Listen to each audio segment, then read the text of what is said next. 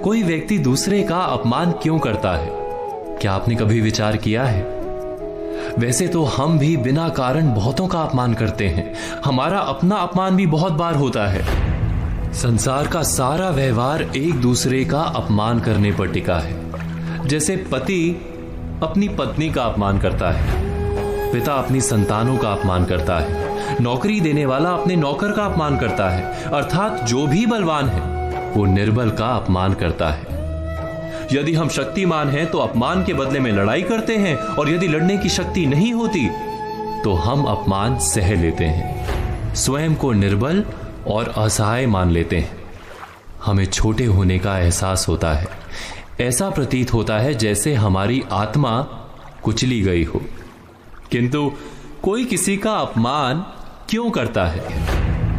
जब अपमान होता है तो मनुष्य को अपनी निर्बलता का एहसास होता है, और निर्बलता का बोध मनुष्य को कुचल देता है। वो अधिक से अधिक निर्बल बन जाता है, अत्याचार सहने की आदत सी पड़ जाती है, आत्मविश्वास का नाश हो जाता है। और जब आत्मविश्वास नहीं होता तो मनुष्य शराब और जुए जैसे व्यसनों में सुख ढूंढता है, मन से रोगी बन जाता है। आखिर किसी भी मनुष्य की ऐसी दुर्गति कोई क्यों करता है? अपमान करने वाला वास्तव में क्या सिद्ध करना चाहता है? कभी गहराई से विचार किया है? वास्तव में हम किसी का अपमान करते हैं उसकी निर्बलता सिद्ध करने के लिए, ये बताने के लिए कि हम अधिक शक्तिमान हैं। अर्थात वास्तव में अपमान करने वाला स्वयं अपने आप को शक्तिमान या बलवान सिद्ध करने का प्रयास कर रहा है। अपमान करने वाला हकीकत में अपनी शक्ति से आश्वस्त नहीं है, उसे अपनी शक्ति पर भरोसा नहीं है। दूसरों को चुनौती देकर वो अपनी शक्ति पर विश्वास प्राप्त करने की कोशिश करता है।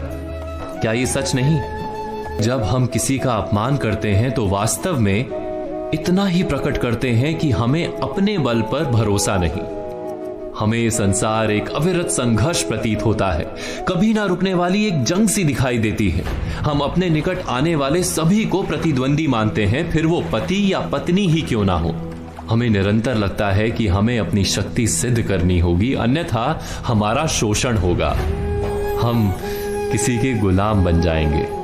किंतु क्या हमने कभी विचार किया है कि दूसरों को प्रतिद्वंदी अर्थात दुश्मन मानने के बदले कलीग मान लें, हमारी सहायता करने वाले सहयोगी मान लें, अर्थात दूसरे व्यक्ति को प्रेम करें तो उसका अपमान करना आवश्यक ही नहीं होगा।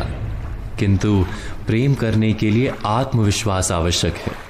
जिसे अपनी शक्ति पर विश्वास नहीं, वो प्रेम कर ही नहीं सकता। अर्थात जिसका हृदय आत्मविश्वास से भरा होता है, ना वो अपमान करता है, ना अपमान को स्वीकार करता है। क्या ये सत्य नहीं? इस तथ्य पर विचार अवश्य कीजिएगा।